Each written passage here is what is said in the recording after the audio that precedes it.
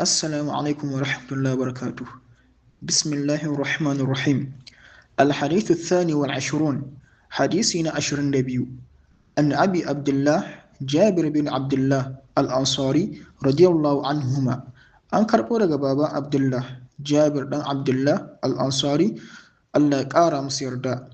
Anna rajulan sa'ala Rasulullahi sallallahu alaihi wasallam faqala, wani mutum ya tambayi annabi sallallahu alaihi wasallam ya ce, ara'aita idha sallaitul maktubat, ba ni labari idan na sallaci salloli na wajibi, wa sumtu ramadan, na azumci watan ramadan, wa ahaltul halal, na halatta halal, wa haramtul haram, kuma na haramta haram, wa lam azid ala dhalika shay'an, ban ƙara komai akan haka ba. A adkhulul jannata, shin zan shiga aljanna?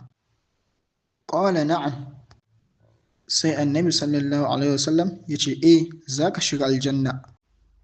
Rawahu muslim ne ya rawaito.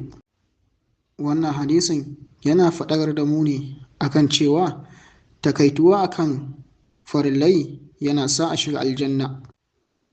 Allah ya sa mu dace ya kuma ba mu aiki da abin da muka karanta. Na'am, wa subhanaka Allahumma bihamdik ashhadu an la ilaha illa anta astaghfiruka wa atubu ilaik.